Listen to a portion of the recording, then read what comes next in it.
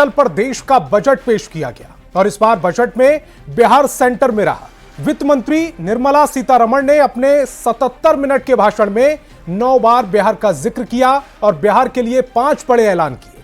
पहला, बिहार में मखाना बोर्ड बनाने का ऐलान। दूसरा, national institute of food technology की स्थापना की घोषणा। तीसरा, IIT पटना के विस्तार का ऐलान। चौथा, 3 ग्रीन फील्ड एयरपोर्ट बनाने की घोषणा और 5वां, पश्चिमी कोसी नहर परियोजना की घोषणा, जिसके 3 मकसद हैं। पहला, बिजली निर्माण। दूसरा, सिंचाई की सुविधा बेहतर करना और तीसरा, बाढ़ को नियंत्रित करना ताकि बिहार को डूबने से बचाया जा सके। बावजूद इसके विपक्ष बजट पर निशाना साध रहा है। कांग्रेस सांसद राहुल गांधी ने केंद्र की मोदी सरकार पर तीखा हमला बोला और बजट को गोली के घाव पर मरहम पट्टी बताया। वहीं तेजस्वी यादव ने बजट के नाम पर बिहार से खिलवाड़ और आरजेडी सांसद मीसा भारती ने बिहार को ठगने वाला बजट कहा है, जबकि एनडीए नेताओं ने बजट की जमकर तारीफ की। वैसे जब पिछली बार यानी 6 महीने पहले मोदी 3.0 का पहला बजट 23 जुलाई 2024 को पेश किया गया, तब भी बिहार के लिए 59,000 करोड़ रुपए की योजनाओं का ऐलान किया गया था और अब एक बार फिर बजट में बिहार सेंटर में रहा है। वैसे तो इसकी कई वजह है, लेकिन सबसे बड़ी वजह यह साल बिहार के लिए चुनावी साल है। ठीक 9 महीने बाद यानी अक्टूबर नवंबर में विधानसभा चुनाव है और ऐसे में बजट में बिहार को केंद्र में रखा गया है। ऐसे में सवाल है कि बजट से बिहार बम बम, क्या विपक्ष को टेंशन? चर्चा की शुरुआत करें उससे पहले एक रिपोर्ट।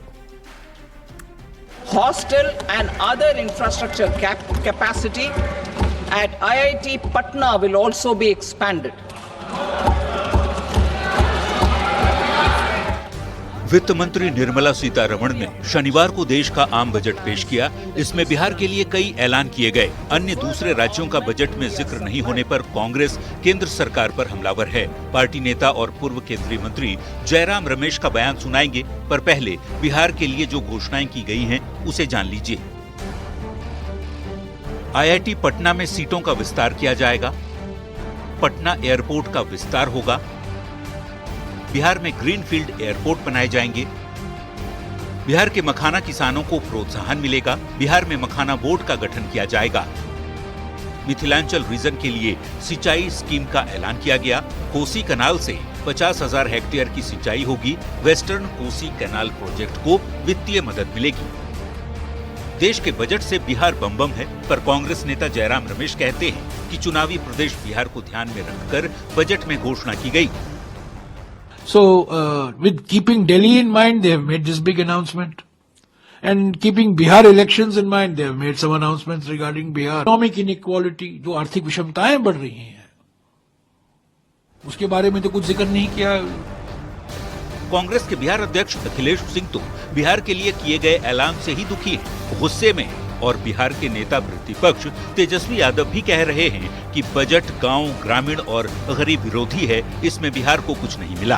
खाना बोर्ड बनने से क्या हो जाएगा बिहार को, तो बता दीजिए। आप खुश नहीं है बिहार के लिए जो घोषणा हुई थी? हम लोग दुखी हैं। बिहार के लोग मोदी सरकार को पिछले 3 चुनाव से जिता के यहाँ भेजते हैं, यहाँ सरकार बनवाने का काम करते हैं और बिहार को हमेशा ठगने का काम हो रहा है। ये बजट मेरा मानना है गांव, ग्रामीण और गरीब विरोधी बजट भारत सरकार ने पेश किया है और बिहार को कोई लाभ जो है नहीं मिल रहा है। विपक्षी नेताओं के बयान से ऐसा लग रहा है कि बिहार के लिए की गई घोषणाओं से पार्टी नेताओं को जलन तो नहीं हो रही। तभी जवाब बिहार के डिप्टी सीएम सम्राट चौधरी कुछ इस अंदाज में दे रहे हैं। बिहार में जिस तरह का बजट केंद्रीय बजट के तौर पर दिया गया, यह ऐतिहासिक है। बिहार के लोगों को जिस तरह की सुविधा पहुंचनी चाहिए, उसको देश के यशस्वी प्रधानमंत्री जी पहुंचाने का काम कर रहे हैं। बिहार के लिए संभवतः अब तक के बजट में सबसे ज्यादा घोषणा की गई है। जाहिर तौर पर बिहार में इसी साल चुनाव होने हैं, पर कांग्रेस सहित विपक्ष के नेताओं के बयान से लग रहा है कि बिहार बजट से बम बम है, पर विपक्ष टेंशन में है। न्यूज़ 18 के लिए पटना से शैलेंद्र और वैशाली से प्रफुल्ल के साथ ब्यूरो रिपोर्ट। तो डिबेट की शुरुआत करें उससे पहले आज के सवालों पर आते हैं। आज बहस बिहार की में हम पूछने वाले हैं, बजट से बिहार बम बम, विपक्ष को क्यों टेंशन? विपक्ष को बजट क्यों पसंद नहीं आ रहा? बिहार पर फोकस, फिर किस बात की दहशत? बिहार के लिए 5 ऐलान, विपक्ष क्यों परेशान? देश के बजट को बिहार बजट क्यों कहा जा रहा है? डिबेट की शुरुआत करें उससे पहले मेहमानों से आपका परिचय करा देते हैं। सत्ता पक्ष से हमारे साथ जेडीयू प्रवक्ता अरविंद निषाद और बीजेपी प्रवक्ता नीरज कुमार जी जुड़ रहे हैं। वहीं विपक्ष से आरजेडी प्रवक्ता जयंत जिज्ञासु और कांग्रेस प्रवक्ता स्नेहाशीष वर्धन जी जुड़ रहे हैं। डिबेट की शुरुआत करें स्नेहाशीष वर्धन जी, आपसे ही करते हैं। आज की बजट में बिहार के लिए 5 घोषणाएं हुई। बिहार में मखाना बोर्ड बनाने का ऐलान, national institute of food technology की स्थापना, आईआईटी पटना के विस्तार का ऐलान, 3 ग्रीनफील्ड एयरपोर्ट बनाने की घोषणा और पश्चिमी कोसी नहर परियोजना की घोषणा। यह सब सुनकर कैसा लग रहा है आपको? सुनने में तो मोदी जी का भाषण भी हम लोगों को बहुत अच्छा लगता है, लेकिन उसका क्रियान्वयन और घोषणाएं कर देने से नहीं होता है। उस पे उनका काम कितना होगा, उस पे ध्यान देने की जरूरत है। अभी तो भी आपको ऐसा क्यों लग रहा है कि काम नहीं होगा? सुन के हम लोगों को बहुत अच्छा लग रहा है। बिल्कुल नहीं होगा। क्यों? उसके पीछे का रीजन है आईआईटी में सीट बढ़ाने की बात हो रही है। पटना विश्वविद्यालय को केंद्रीय विश्वविद्यालय करने की आज तक घोषणा करते रह गए, लेकिन कुछ उस पर काम नहीं हुआ। आईआईटी में सीट्स बढ़ाने की बात हो रही है। आईआईटी बॉम्बे में, जो देश की सर्वश्रेष्ठ आईआईटी है, वहां पिछले साल 2024 में 36% छात्रों का प्लेसमेंट नहीं हुआ। और पटना आईआईटी में आप सीट बढ़ाने की बात कर रहे हैं, रोजगार सृजन की बात कीजिए ना, हम लोग भी आपका साथ दे देंगे। इसमें क्या खराबी है? अगर सीट बढ़ेंगी तो इससे नुकसान क्या है? खाना तो बन ही रहा है बिहार में। आप उसके प्रसंस्करण पे क्या काम कर रहे हैं, आप उसकी ब्रांडिंग में क्या काम कर रहे हैं, इस पे बात करिए। आपसे 32 पन्नों का, सम्राट चौधरी जी ने 32 पन्नों का मांग पत्र सौंपा था। आज उस 32 पन्नों के मांग पत्र में 10 केंद्रीय विद्यालयों की स्थापना की बात थी। कहां घोषणा में गया? ठीक है 13,000 करोड़ रुपए की मांग की गई थी। यहीं पर मेरा एक काउंटर क्वेश्चन है, कहां चला गया? बिहार को तोहफा, आंध्र प्रदेश की अनदेखी, जयराम रमेश ने कहा है, तो फिर वो बिहार को तोहफा क्यों मान रहे हैं? आपके नेता है ना जयराम रमेश, कांग्रेस के महासचिव है। मैं इस बात को सीधे कह रहा हूं, क्योंकि बिहार में चुनाव है, इसलिए बिहार सेंट्रिक घोषणाएं हुई है। पिछले बार भी घोषणाएं हुई थी कि बाढ़ राहत के लिए, बाढ़ में जो समस्याएं आती हैं उसके लिए 59,000 करोड़ रुपए की बात हुई थी। कितना काम हो गया? बात कीजिए इस पे। आज आधारभूत संरचनाओं की जरूरत है बिहार में, उस पे कितना काम कर रहे हैं आप? उसकी शुरुआत कैसे होगी? लाभ यही है, जब पैसा आएगा, बजट मिलेगा, उस पर काम शुरू होगा। अगर बात करने लगे जीडीपी का, क्या स्थिति है देखिए, परसेंटेज क्या है। आप देखिए कि राजस्व की जो वसूली होती है उसमें देख लीजिए गिरावट आई है। आप देख लीजिए जो एक्सपेंडिचर है उसके ऊपर देख लीजिए, कैपिटल का, उसमें गिरावट आई है। 1 लाख करोड़ रुपए की गिरावट आई है। मामला सीधे सीधे है, लब्बो लुआब यही है कि चुनावी भाषण इसको बना दिया गया और कुछ नहीं। इस पे काम करने की जरूरत है, जो कि होगी नहीं। भारतीय जनता पार्टी और नरेंद्र मोदी जी की सरकार, सबको मालूम है कि क्या होगा। सम्राट चौधरी के 32 पन्नों का वही जो मांग पत्र है, उसी को कम से कम लागू करा देते। विशेष राज्य की बात तो अब भूल ही गए हैं। कुछ नेता कुछ कहते हैं, आप कुछ कहते हैं, उनका बयान आ जाता है, ये जो जितनी भी रेवड़ी है वो बिहार को बांट दी गई। हम बिहार का दर्द आपको सुना रहे हैं और आप अपना अलग दर्द कह रहे हैं। ऐसे में जनता किस पर विश्वास करे? जेडीयू प्रवक्ताओं को चर्चाओं में लेकर आते हैं। अरविंद निषाद जी मेरे साथ स्टूडियो में ही हैं आज। अरविंद जी, ये जो बजट है इस पे कहां खामी नजर आ रही है? और ये क्यों लग रहा है कि जो बजट पेश हुआ है वो सिर्फ चुनावी घोषणा है, चुनाव के लिए किया गया है और धरातल पर कुछ नहीं होगा? देखिए, यह बजट देश का बजट है और आज जो बजट पेश हुआ है उसके लिए मैं केंद्रीय वित्त मंत्री आदरणीय श्रीमती निर्मला सीतारमण जी को अपनी पार्टी की ओर से, बिहार की ओर से बधाई देता हूं। बिहार में जो इस बजट में बिहार के लिए जो ऐलान किया गया है उससे बिहार, विकसित बिहार, और जो बजट में तस्वीर आई है उससे विकसित भारत की तस्वीर दिखाई पड़ रहा है।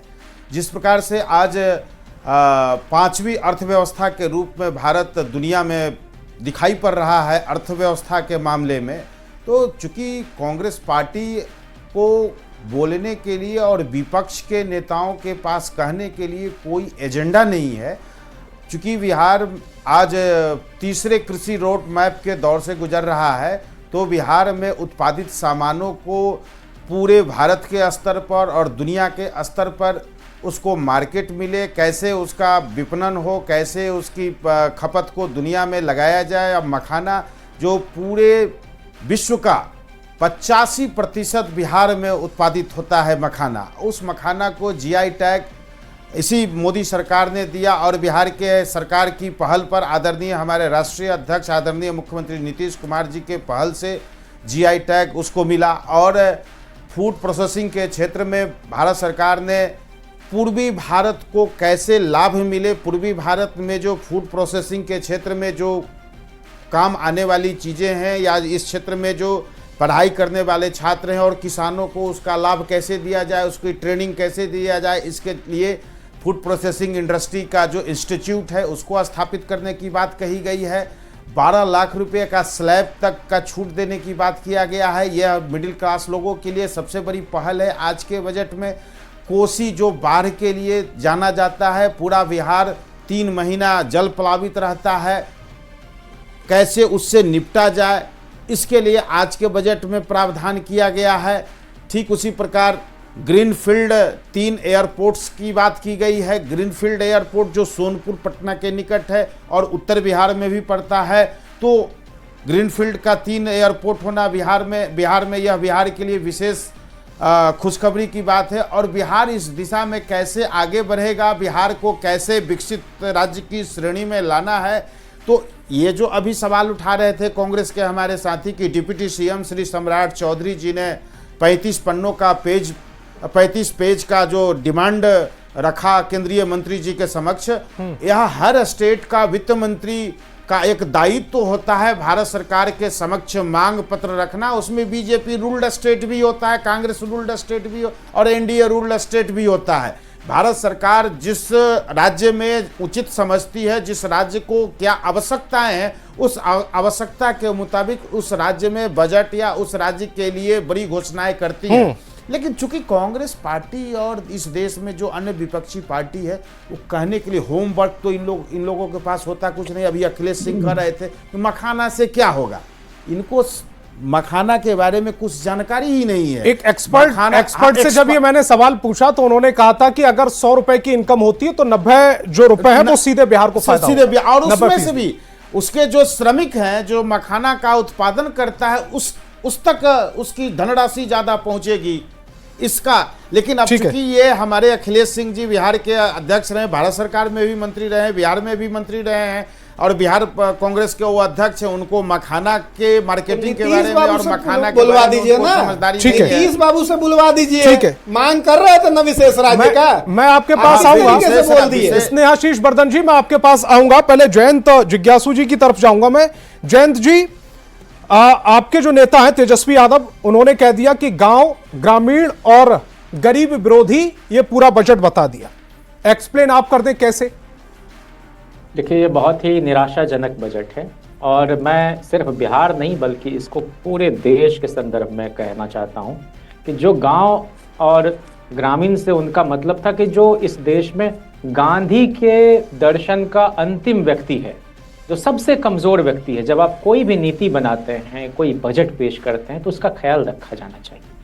लेकिन आप जान रहे हैं कि 16 लाख करोड़ रुपए पूंजीपतियों की इस सरकार ने माफ किए, वहीं किसान जो है आत्महत्या करने पर बाध्य होता है। तो किसानों के लिए तो बजट को कैसे हम इस बजट की सराहना करने का कोई बिंदु नजर नहीं आता। किसानों के लिए तो बहुत सारी योजनाओं का इसमें वो जिक्र किया गया। एक बिहार में एक भी किसान आत्महत्या नहीं किया है। बात कह दी और हमको कहने दीजिए। जयंत जी बताएं। मैं कह रहा हूँ, हाँ, नहीं, मैं कह रहा हूँ कि हम लोग भी सरकार में रहे हैं। ये कोई छिछले स्तर की आलोचना की बात नहीं है, बल्कि आप जान रहे हैं कि 2016 में प्रधानमंत्री जी ने कहा था कि 2022 के खत्म होते होते किसानों की आय दोगुनी हो जाएगी। अब 2047 में कहा विकसित भारत होगा। आपको ये मालूम है कि 70% किसानों की मासिक आय इस देश में 11,000 से 13,500 के बीच है मात्र, और 55% किसानों पर कर्जा है इस देश में। मैं ये कह रहा हूं कि बिहार को 5 सौगातें मिली है के कर्जे में डूबा हुआ है, उसको आप क्या राहत दे रहे हैं इस बजट के माध्यम से? मैं जानना चाहता हूं। बिहार को 5 सौगातें मिली हैं, फिर भी आप 5 सौगातों की बात आप कह रहे हैं? नहीं, मैं कह रहा हूं कि हमारे सूबे के मुख्यमंत्री जी करबद्ध ढंग से प्रधानमंत्री जी से आग्रह किए कि पटना विश्वविद्यालय को केंद्रीय विश्वविद्यालय का दर्जा दे दिया जाए। आउटराइटली उन्होंने खारिज किया है इस मांग को।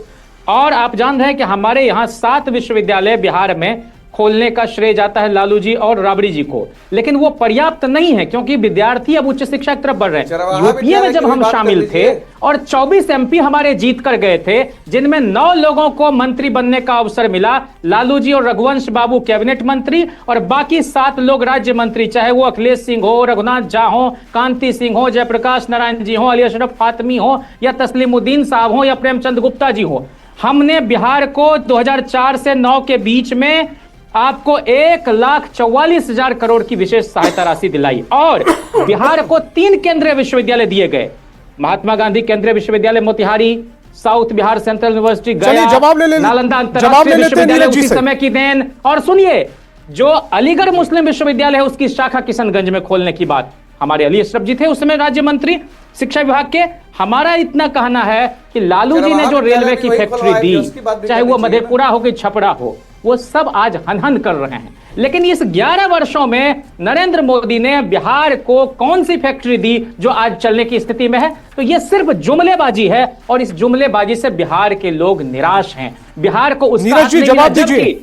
2014 में महोदय 31 एमपी जिताकर बिहार ने भेजा था, 2019 में 39